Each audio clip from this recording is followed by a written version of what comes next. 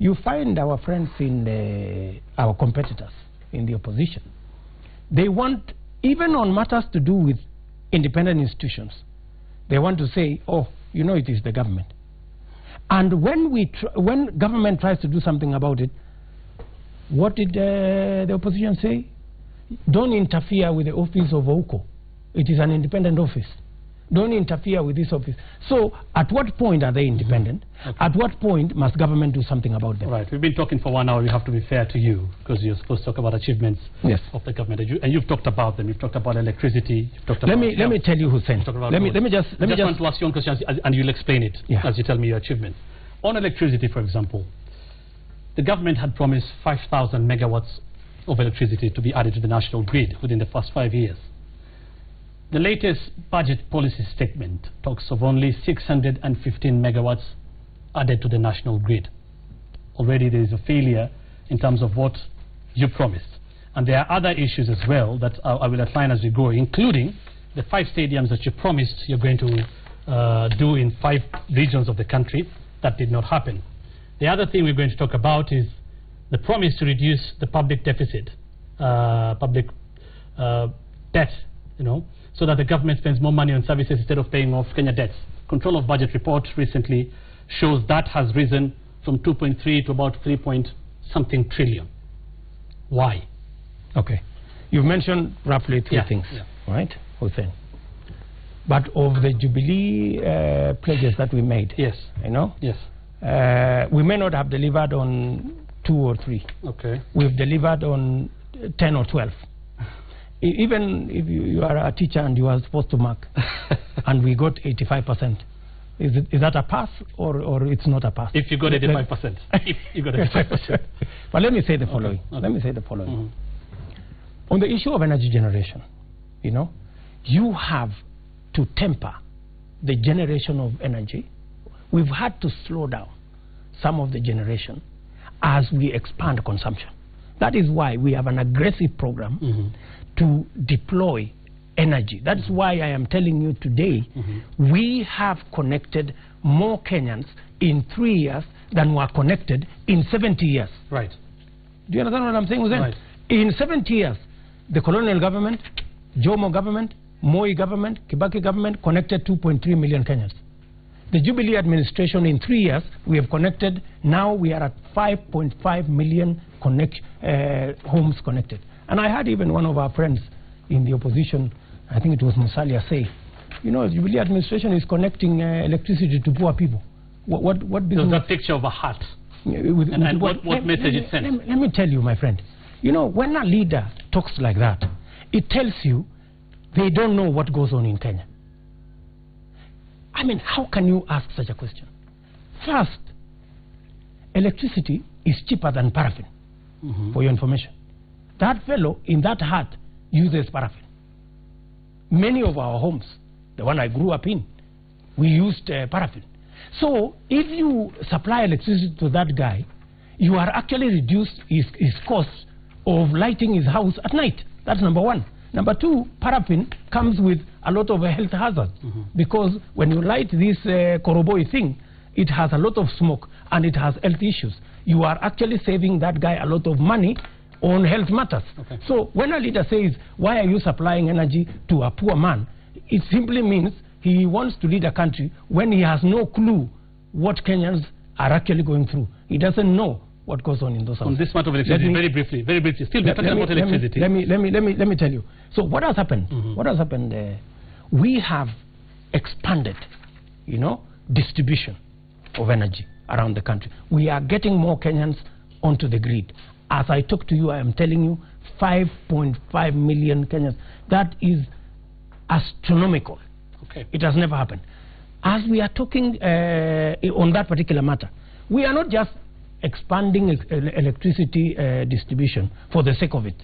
We have a plan. And what is our plan? And if you give me 1 or 2 minutes, I'll explain. Our plan is the following. There are 3 things that are required. Our target as Jubilee, our target is to create wealth and create jobs. That's our target. How do you create wealth and jobs? Number one, that is why we are expanding infrastructure. We are doing the railway. We are doing the roads because they are important for the transportation of whatever products, goods, services that we are going to generate around the country. That is why we are focused on developing the standard gauge railway, developing the other arteries of railway, and making sure that we connect as many roads as possible. The country admits today that the Jubilee administration has built more roads than any other administration. Let me not finish there. The second item that is important to us, for us to create wealth and jobs, is to make sure that we have power. Okay. We have electricity. Right. And that is why we are generating electricity and we are expanding it. Okay. And we are distributing it. Let me finish. On the matter of electricity. The third issue that is important. The third issue, so that I can come back to electricity. The third issue that is important is sharpening our human capital. That is why today we have built, in 3 years, we have built 130 technical training colleges in Kenya. Why? Because we want to equip our young people with competencies and skills that will help them run our industries, our factories, and the whole agro-processing, value addition, manufacturing, and industrialization network. Okay. So what have we done, Hussein? Let me ask this question. I've been fair enough, Honorable Deputy President. Well, just give me 1 minute. What have we done? We've done the standard gauge railway. We are doing the roads. We are expanding energy. We are sharpening our human development skills, so that we have now laid the firm foundation for us to reach the target we said of 1 million jobs every year. Fine. That is going to come from not just producing raw materials, making sure that in every corner of Kenya we do agro-processing, we do value addition, we do manufacturing. We're running out of time. For your information, but that process is already underway. Your Excellency, the President today was in Thika, one of the factories that we are rolling. We were in Webuye. I have to cut you there. I have to cut you there, Honorable Deputy President. Let me just mention about Webuye. Let me mention about You will. Just answer me this question. What you're saying, and I'm trying to be fair enough to you to give you time to talk about the achievements, because this is what it's all about today. In terms of electricity and the people you have connected, fair enough. But give us credit. Give us credit. I'm saying fair enough. Give us. It's not fair. But this is what is also being. I mean, the reality on the ground shows something different. The Kenya National Bureau of Statistics, in their report on micro, small, and medium establishments 2016, first it says this: that Kenya's industrial power costs start at an average of 17 shillings per kilowatt, the most expensive in the region, per hour, compared to Tanzania's 12 shillings per unit, compared to Egypt's 11 shillings, compared to Ethiopia's 9 shillings, South Africa 6 shillings. That is number one. Number two, it says, by 19th December, I think that is on Monday, it was reported, this is the Kenya National Bureau of Statistics, 2.2 million small enterprises have closed shop in Kenya over the last 5 years, underlining the tough challenges that the local business climate poses for investors. And then they say most of the business that shut down were in wholesale and retail trade, as well as repair of motor vehicles, motorcycle sector, which accounted for 73% of the total closures. When they tell you five years, does it translate to what is happening? That's what I'm telling you now. That's why I'm telling you. That was then. That is a story. You are being told about a story that is 5 years old. You know, we are being told about statistics of your reign so far. 5 years, Kenya in 5 years. We have not been here for 5 years. It's going to be 4. It's going to be 4 years in March next year. Fine. So what I'm telling you, this is up to Monday. This is last Monday. And you know, factories don't close because of an event of today. It takes time, right? And that is what we are turning around. That's why I'm telling you, one of the factories that had closed down was Webuye Paper Mill, which now, today, as I talk to you, 500 Kenyans are employed. In the next 1 year, 1,000 Kenyans will be employed. And we have been given an undertaking by the investor that by the end of 2 years, 2,500 Kenyans will be employed. That is why we are talking about Rivertex. That was also closed. As I talk to you today, Rivertex employed 600 Kenyans. We have put in, together with India, 3 billion shillings. In another 2 years, we will be employing 2,000 Kenyans. Precisely. That's what I'm telling you, Hussein. That is why Jubilee is focused on infrastructure, on energy. And for your information, I want to challenge this report. In Kenya today, when we took over in this from a government agency. When we took over in 2013, we had a meeting with the Kenya KEPSA. The power, I want you to call KEPSA, the power then was $19 US cents per kilowatt hour. As we talk today, it's come down to 13 point something. And I am speaking fact, and I am prepared to be challenged. We have brought down the energy cost by 25% on average. Okay, right? I'll leave it at that, because this is also a report from a government agency. We have brought down energy costs by 25%, and that is the statistics as I talk to you now. Okay, but we're getting. And that is the reason why we are able to now attract new industries, and we made a deliberate effort as a Jubilee administration, because we realized we were losing. Okay. We were losing industries. But this is like and now we are turning it around. This is the report and for your NBS. information, let's talk about the economic growth. Let's talk about economic growth. The difference between us in Jubilee and our competitors is we have laid the firm foundation. We have put down our infrastructure development. We have spread our energy costs. We are sharpening our human capital development, preparing the country for agro-processing, value addition, manufacturing. And the signs of manufacturing are beginning to be clear. Okay. As clear as it was today, as clear as it was on Thursday.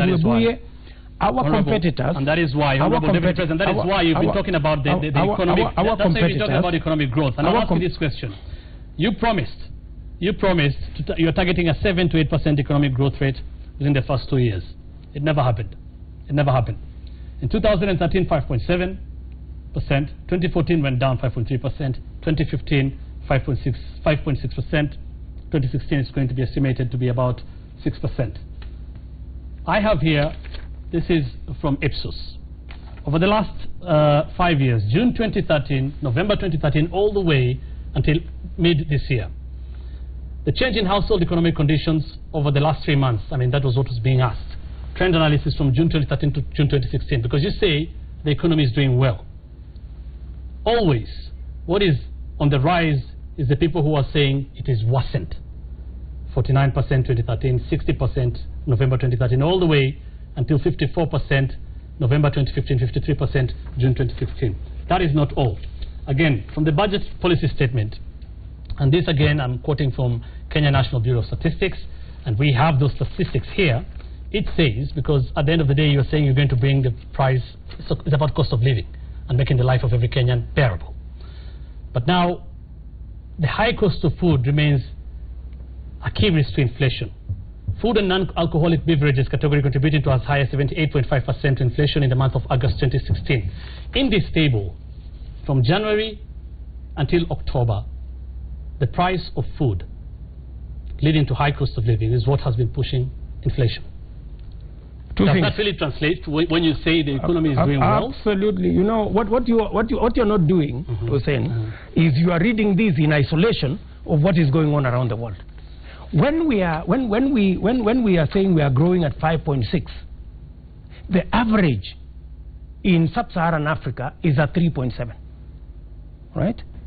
So when you compare ourselves with what is going on, because we live in a world that is interconnected, so we may not be at 8% where we wanted to be, but compared to what is happening in our continent and in the world, and for your information, the world average was about 3.5.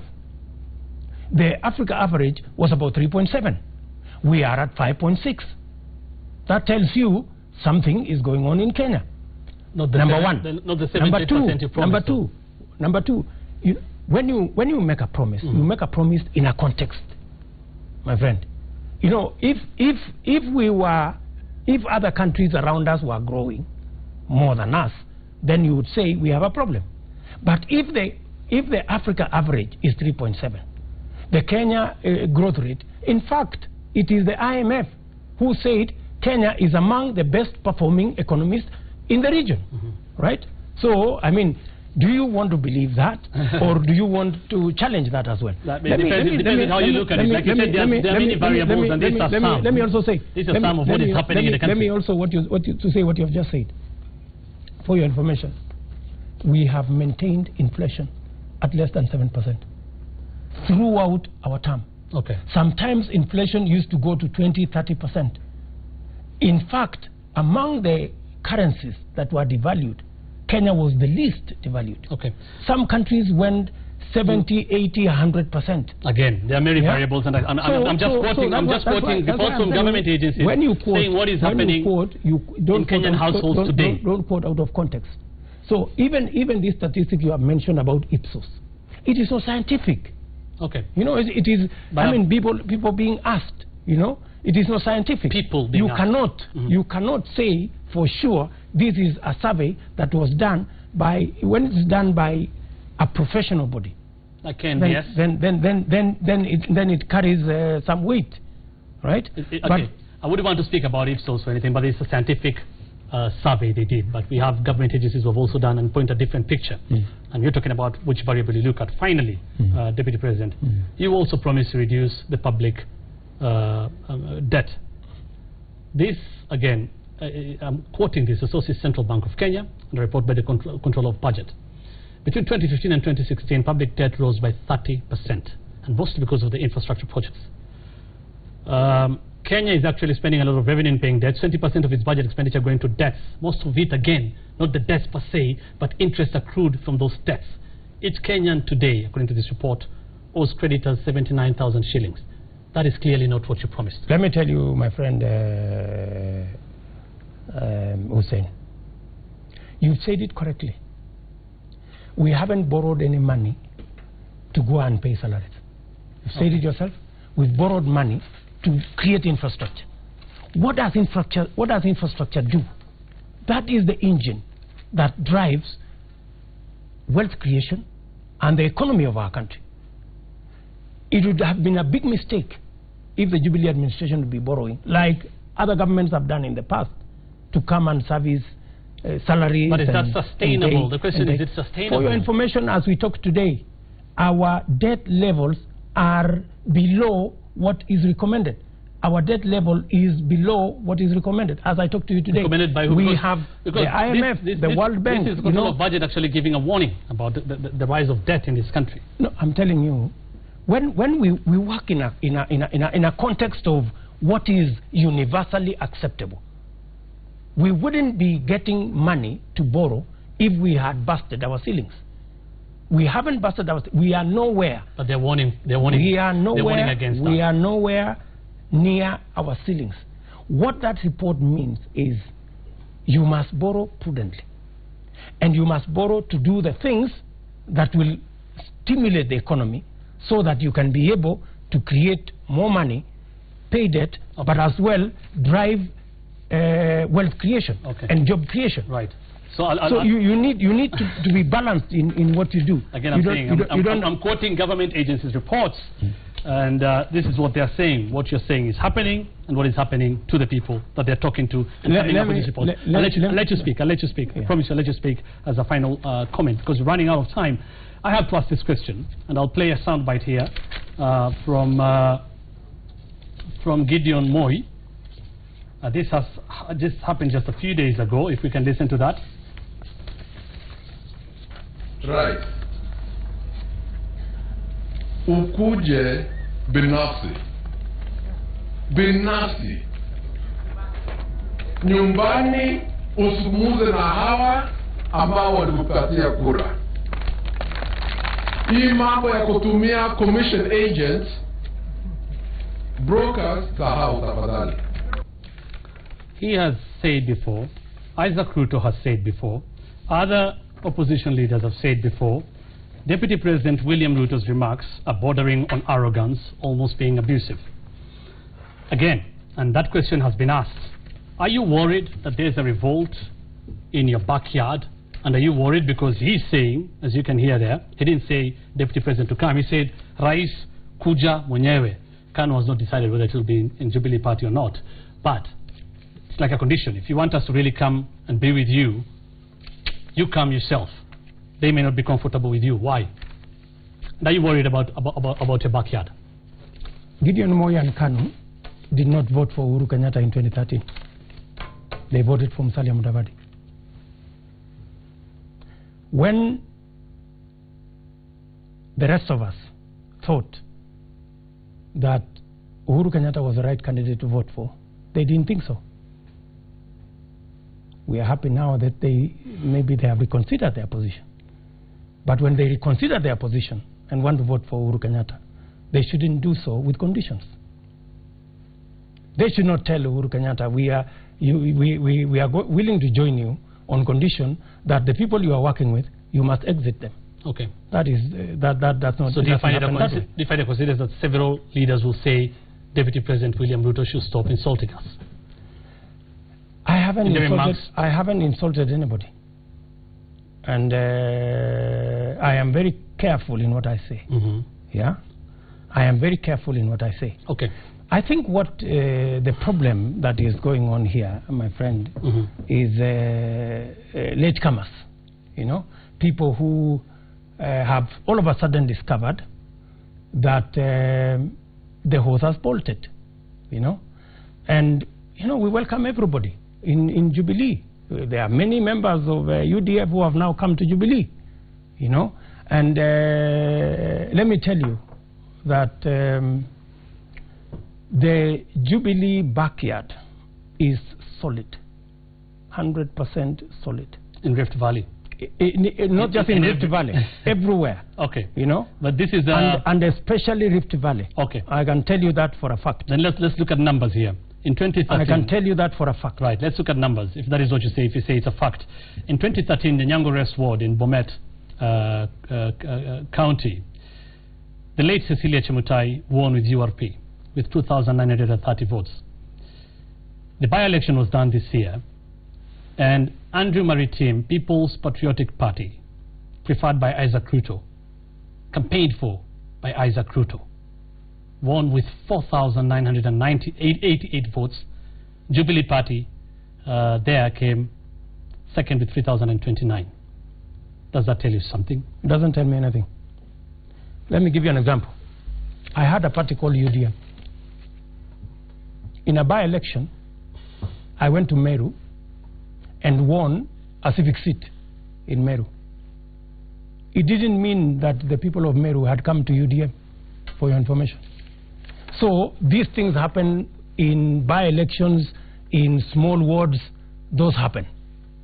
Why don't you want to talk about Kericho? Politics is local, isn't it? At the end of no, the day. why don't you want to talk about Kericho? Well, we can talk about Kericho depending on how you look at it. Yeah. Because then the Charles Keter, now minister, won with 201,000 votes. Yes. Okay. Arian Cheriot this time won by half of that, 109,000. Correct. The second person, Paul Sang, 56,000. Yeah. Then the second person had 36,000. So there was an increase, isn't it? But do you know why? Do you know the reason why? Because Kanu went and posed and said, we are also Jubilee. You know, that's the difference. There is a world of a difference. Okay. But even then, people knew that there is a difference. Okay. So let me be very clear to you. These small games being played here, you know. Gideon Moi supported Musalia. How many people did he bring to Musalia Mudavadi in 2013? You know, and this is not going to be a contest between me and Gideon Moi. I mean, they have to decide whether they want to be in Jubilee or they want to be in CORD or NASA or whatever it is that they want to be. To us, it's a choice people make. You know, like for example, in 2013, I decided with my team to team up with Uhuru Kenyatta. Okay. Many of the other people in Rift Valley, 7 ministers for record, decided to support Raila Odinga. Okay. But the results are for you to judge. Okay. There's never enough time with you to discuss everything. We keep fighting for time. But let me tell you. But I'll give you, and if you'll promise me, yes, I'll give you a minute to give me 1 minute the winding comments. Okay, let me say this, Hussein. We are people who believe in the rule of law. We will want what's going on in Parliament to go on in accordance with the law. That's tomorrow. And the Constitution. We want to put this country on a platform where elections will be carried out. And if our competitors are not prepared for this election, too bad for them. There will be elections on 8th of August next year, and Kenyans will decide. Let me also tell you that as Jubilee, we are prepared and we are proud of our track record. We are proud of our track record, from education to health to infrastructure to energy to water. We are absolutely clear that we have made a case to the people of Kenya that has not been made by any other government before. Okay. The difference, and there is a world of a difference between us and our competitors. We believe in Jubilee that we should focus on national unity. That's why we are in one party. They believe they should be in small regional parties. That is their choice. We believe in Jubilee that we should be judged by our track record, what we have done. They believe they should be judged by what they say, including the many propaganda they spin. They believe that this should be a game of mudslinging, that how much mud you throw at your competitor should account for what Kenyans think of you. Okay. I don't think so. Okay. Lastly, we believe in Jubilee that we have set a platform from infrastructure to energy to the education that we have and all the TTIs and the whole sharpening of our human capital to lay the foundation for creating opportunity for millions of young people, and that is our target. That's why we are saying our target is jobs and wealth creation. I see our competitors spend all their time trying to argue about positions. They're even telling us that they want to spend the first 10 billion shillings to create, I don't know, 2-3 positions for them to share among us ourselves. It's a world of a difference. When you are creating 2-3 positions to share among us the big boys, Jubilee is focused on creating the opportunity for millions of young people through agro-processing, value addition, for which we have laid a firm foundation. That is the difference, and that is the choice that Kenyans have out there for 2013. And that is why, as you can see, our competitors are not ready for this election. That's why they are erecting every roadblock, every way, every step of the way. But I want to tell you, Kenyans will make a decision on 8th of August 2017, and we are ready for it. Always a pleasure having you. Like I said, there's still a lot more we would have talked about. Thank you. But we keep fighting for time. But thank you so much for making time for us. Happy birthday. Thank you, my friend. I would have brought you a cake, but now... Where is the cake? You're no longer a hustler. You're a deputy president. The more reason why you should bring You're a deputy president, so we don't know the standard of the cake you want. No. The more reason. I'm being informed the cake is there. You'll find it outside immediately you get out of this. But thank you so much for making time for us, Deputy President. Thank you very much. Thank you so much. Really appreciate.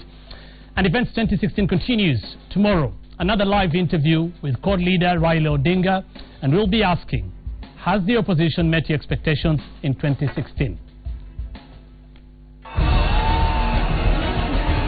Has the opposition met your expectations in 2016? Events 2016 this Thursday goes live with Cord Leader Raila Amolo Odinga. Join this candid, no-holds-barred interview on the opposition performance in 2016 as we look ahead to 2017. Hussein Mohammed, Events 2016, Thursday at 9 p.m.